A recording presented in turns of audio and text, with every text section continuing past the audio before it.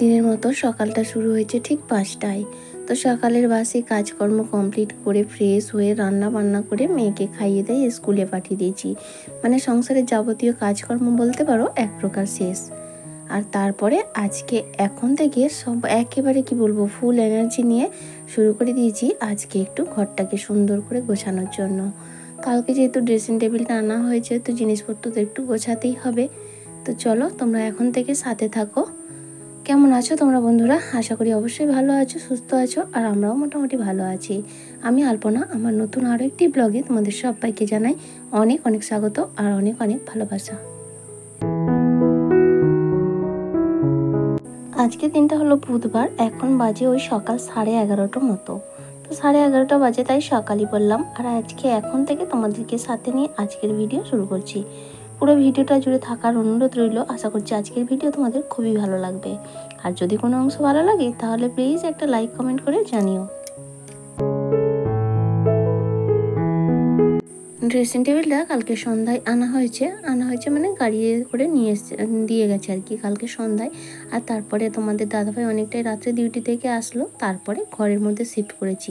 তবে আর কিছু করা হয়নি, তাই আজকে এখন সুন্দর করে মুছে নিলাম। কেন কি জানো তো, পুরো ধুলোয় সাদা হয়েছিল, নতুন জিনিস কিন্তু দোকানে তো এইভাবে দাঁড় করানো থাকে, আর সেই কারণে না ধুলো হয়ে গেছিলো। তো সেই ধুলোটাকে পরিষ্কার করে নিতে একেবারে ঝকঝকে তকতকে হয়ে গেছে। আর তারপর আমি একটু টুকটাক জিনিসপত্র গুছিয়ে নিচ্ছি। জিনিস বলতে দেখো সেরকম কিন্তু বিশেষ কিছু নেই আমার, কারণ আমি সাজগোজ সেভাবে করি না। তোমরা যারা আমার ভিডিও দেখো তারা অবশ্যই একটু বুঝতে পারো। তো খুব একটা করি না, যেটু না করলে নয় রাস্তায় বেরোলে সেটাই আর কি। আর যে টুকটাক জিনিসপত্র রয়েছে মেয়েরই বলতে পারো, ওর নাচের জন্য সব কেনাকাটা, তো সেগুলোই রয়েছে। আর সেই সব জিনিসপত্রগুলো আর আমার যেটুকু টুকটাক আছে সেগুলোকেই এখন এই ড্রেসিং টেবিলটার মধ্যে গুছিয়ে নেব। তবে অনেকটা স্পেস, প্রচুর জায়গা রয়েছে। আমার যা জিনিস রয়েছে তাও সব জায়গায় একটু একটু করে রেখেও এত জায়গা খালি আছে কি বলবো।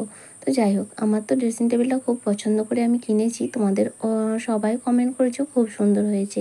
তো সত্যি খুব ভালো লাগছে আমার পছন্দের সঙ্গে তোমাদের সবার পছন্দের যে এতটা মিল।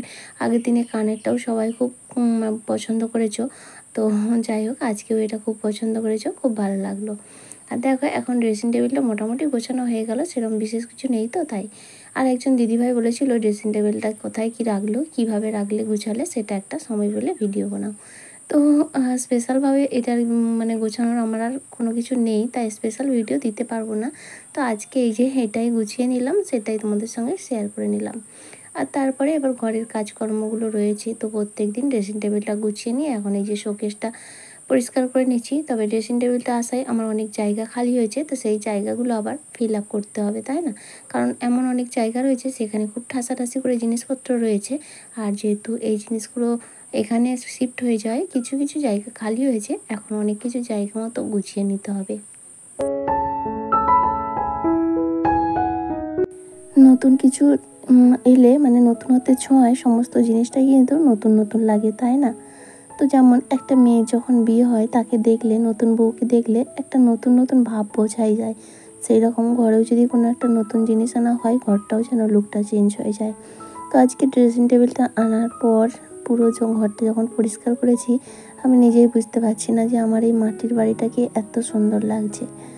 তো যাই হোক, গুছিয়ে তো নিলাম ড্রেসিং টেবিলটা, শোকেসটাও পরিষ্কার করে যেখানে যা রাখার গুছিয়ে নিয়েছি। তবে আজকে কিন্তু ভেতরে হাত দিইনি, ভেতরগুলোই হাত দিতে গেলে আরও একটা দিন সময় লাগবে।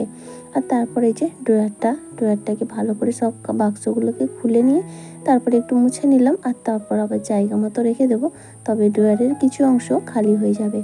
ওই ড্রয়ারের মধ্যে এখন শুধু জামা কাপড়ই রাখছি, একটা আমার ওই পেটিকোটস আর একটা ব্লাউজ, মেয়ের প্যান্ট একটাই, এইভাবেই গুছিয়ে গুছিয়ে রাখছি আর কি। তো যাই হোক, এইটা মেনলি তখন কিনেছিলাম ওই মেয়ের নাচের সাজ পোশাক রাখার জন্য, পোশাক নয় ওই কসমেটিক্স এইসব জিনিসপত্র রাখার জন্য। তারপরে ওই এখন তো যেহেতু ড্রেসিং টেবিলটা হয়ে গেছে, এটা অন্য কাজে লাগিয়ে দেব।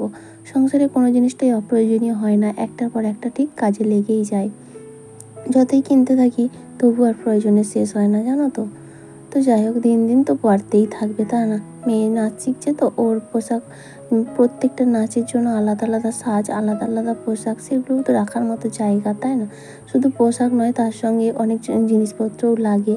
তো সেই সমস্ত কিছু রাখার জন্য জায়গা তো অবশ্যই দরকার। শুধু তো কিনলেই হবে না, সেই জিনিসগুলোকে গুছিয়ে যত্ন করে রাখতে হবে। আর দেখো এদিকে কথা বলতে বলতে আমার এই বাক্সগুলো কিন্তু বেশ সুন্দর করে গুছিয়ে নিলাম। আমার আজকের ভিডিওটা তোমাদের কেমন লাগলো অবশ্যই একটা কমেন্ট করে জানিও। আর যদি ভালো লাগে তাহলে প্লিজ একটা লাইক করে দিও, আর চাইলে তোমরা শেয়ার করতে পারো। আর আজকের ভিডিওতে যদি তুমি নতুন বন্ধু হয়ে থাকো চাইলে চ্যানেলটা সাবস্ক্রাইবও করতে পারো। আর যারা অলরেডি সাবস্ক্রাইব করে আমার এই ছোট্ট পরিবারের সদস্য হয়ে গেছো তাদের সবাইকে জানাই অসংখ্য ধন্যবাদ আর অনেক অনেক ভালোবাসা। সারাদিন পরিশ্রম করার পর দিনের শেষে যখন ভালো কিছু হয় বা নিজের ইচ্ছা পূরণ হয় তখন কিন্তু সেই পরিশ্রমের কোনো মানে থাকে না, মানে সেটার কোনো মূল্যই থাকে না, মনে হয় না যে এত পরিশ্রম করেছি। আর যদি কিছুই না ভালো পাওয়া যায় তখন কিন্তু একটু সামান্য কষ্ট দিয়ে অনেকটা কষ্ট মনে হয়। এই যে আজকে একটা ইচ্ছা পূরণ করতে পেরেছি তখন আমার কাজ করার জেদ কিন্তু অনেকটাই বেড়ে গেছে, আর এনার্জি যেন অনেকটাই বেড়ে গেছে। যেমন আমি যে প্রত্যেক দিন ভিডিও বানাই, যখন একটু ভিউ বেশি হয় আর তোমরা সুন্দর সুন্দর কমেন্ট করো তখন কিন্তু অনেক বেশি মোটিভেট হই আর আরও এনার্জি পাই। কিন্তু যখন ডাউন হয়ে যায় তখন না একেবারে ডিমোটিভেট হয়ে যায়, কাজ করার কোনো এনার্জি থাকে না। এটা সবার ক্ষেত্রেই হয়ে থাকে, শুধু আমার নয়। তাই তোমরা কালকের ভিডিওতে এত সুন্দর সুন্দর কমেন্ট করেছো যে আজকে কাজ করার এনার্জিটাই আমার অনেক বেড়ে গেছে। তো দেখো এদিকে ড্রয়ারটাও আমার জায়গা মতো সেট করে নিলাম। আর একদিনের একটা ভিডিওতে এক দিদিভাই কমেন্ট করেছিল শোয়ার ঘরে কোনো গাছ রাখতে নেই। তো আমি এই ভিডিওটা যখন বানিয়েছিলাম তখন দিদিভাই তোমার কমেন্টটা পাইনি। তো অবশ্যই চেষ্টা করব শোয়ার ঘর থেকে গাছগুলো সরিয়ে নিতে।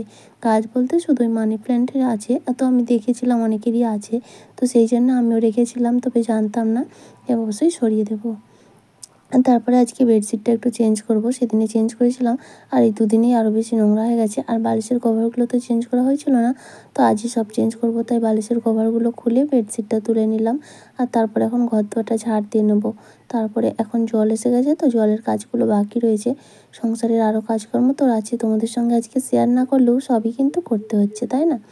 তো তারপরে দেখো অনেকটা সময় পরে স্নান করে পুজো দিয়ে জলের সমস্ত কাজকর্ম কমপ্লিট করে খাওয়া দাওয়া করে তারপরে চলে এসেছি আবারও কাজ করতে।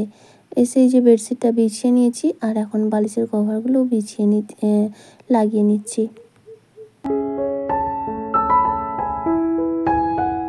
এখন বাজে ওই দুপুর 1:30 মতো, মেয়ে তো স্কুলে আর তোমাদের দাদাভাই ডিউটিতে, মেয়েকে স্কুলে পৌঁছে দিয়ে ও ডিউটি চলে গেছে।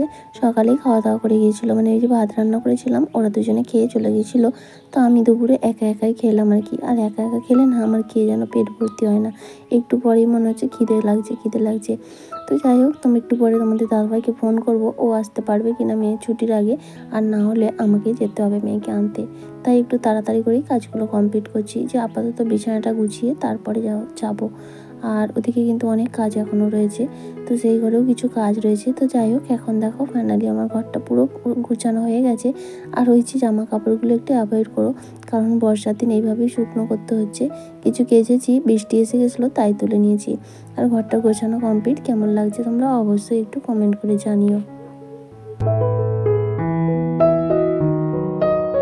আর এখন বাজে 3টে, তো মেয়ে স্কুল থেকে চলে এসেছি, তোমাদের দাদাভাই নিয়ে এসছে। আর তোমাদের দাদাভাইকে ওখানে ডিউটিতে দুপুরে যেহেতু ডিউটি ছিল, দুপুরের মিল দিয়েছিল বিরিয়ানি, আর তার সঙ্গে টিফিনও দিয়েছিল।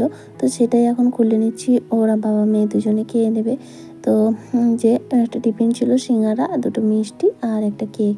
তো এখন এই খাওয়া দাওয়া করে নেব। আর মেয়েও স্কুল থেকে চলে এসেছে, আর মেয়ে জানো তো বিরিয়ানির ভীষণ ভক্ত, তো বিরিয়ানি দেখে এতটাই খুশি কি বলবো। তো যাই হোক, খাওয়া দাওয়া করে একটু রেস্ট নিয়েছিলাম। আর তারপরে ওরা তো ঘুমিয়ে পড়েছিল, মেয়ে ঘুমাচ্ছে এখনও। আর তোমাদের দাদাভাই উঠে একটু জমির দিকে গেছে, তবে আমিও যাব, তাই তাড়াতাড়ি করে কাজগুলো কমপ্লিট করছি। এই যে আলনার নিচের যে র্যাকটা, এই র্যাকটা না ওই যে মেয়ের জিনিসগুলো ছিল, সাজের জিনিসগুলো, তো সেগুলো সরিয়ে নিয়েছি, তাই খালি হয়ে গেছে। আর আলমারির মধ্যে এই জিনিসগুলো ঠাসাঠাসি করে রাখা ছিল, তো সেগুলোই এখন এই লকারটার মধ্যে গুছিয়ে রেখে দিচ্ছি।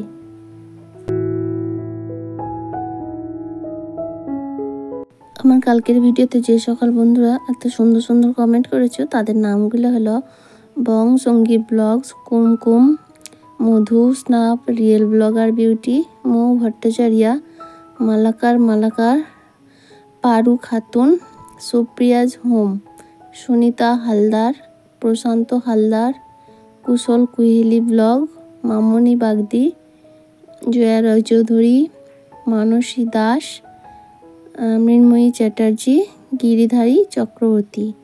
থ্যাংক ইউ সো মাচ সবাইকে এত সুন্দর সুন্দর কমেন্ট করার জন্য। আর আগামী দিনগুলোতেও এইভাবেই আমার পাশে থেকো, এভাবেই আমাকে সাপোর্ট করো আর আরও সুন্দর সুন্দর কমেন্ট করো।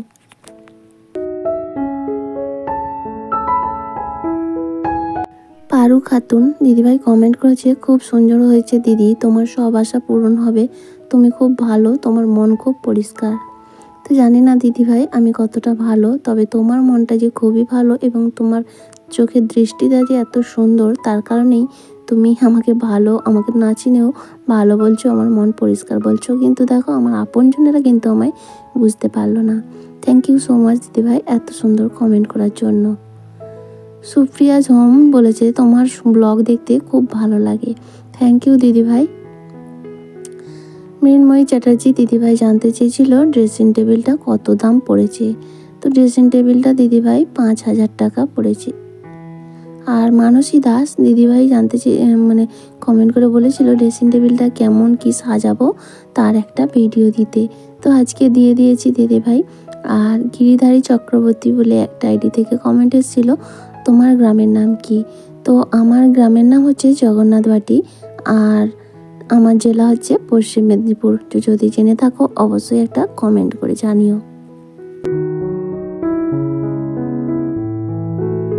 আর দেখো কথা বলতে বলতে আমার কাজ কিন্তু অনেক কমপ্লিট হয়ে গেছে। এদিকে আলনাটাও গোছানো হয়ে গেছে মোটামুটি। আলমারির কিছু জিনিস নিয়ে এখানে করেছিলাম আর আলমারিটাও ঠিকঠাকভাবে গুছিয়ে নিলাম। আর তারপরে যে আলনার ওই উপরে কিছু জিনিস রাখা ছিল সেই জায়গাটাও পুরো খালি হয়ে গেছে, সুন্দর করে মুছে পরিষ্কার করে নিলাম। আর তারপরে ঘর দরগুলো ঝাড় দিয়ে নিচ্ছি। এই সময় ঝাড় দিতে দিতেই কিন্তু মেয়েকে ঘুম থেকে তুলছি, কারণ তোমাদের দাদাভাই জমিতে গেছে, আমাকেও একটু যেতে হবে। তো মেয়েকে না তুললে তো যেতে পারবো না, কারণ ও একা বাড়িতে ঘুমাবে, আমি তো যেতে পারবো না, ওকে সঙ্গে নিয়েই যেতে হবে। তো সেই কারণেই মেয়েকে ডাকছি। আসলে আমার বাড়িতে লোকজন থাকা সত্ত্বেও আমি কিন্তু আমার একা সব কিছু করতে হয়। তো যাই হোক, তোমাদের ভালোবাসার ভগবানের আশীর্বাদ রয়েছে বলেই আমি সবটা ভালোভাবে মেনটেন করতে পারছি এবং একটা একটা করে আমার ইচ্ছা পূরণ হচ্ছে। আগামী দিনেও যদি এইভাবেই তোমরা আমার পাশে থাকো, আমার আরও ভবিষ্যতের যে পরিকল্পনাগুলো রয়েছে আশা করছি অবশ্যই পূর্ণ করতে পারবো। তার জন্য অবশ্যই তোমাদের ভালোবাসা আর ঈশ্বরের আশীর্বাদ দরকার। তো ওদিকে ঝাঁটফাট দিয়ে এই যে জামা কাপড়গুলো তুলে নিলাম।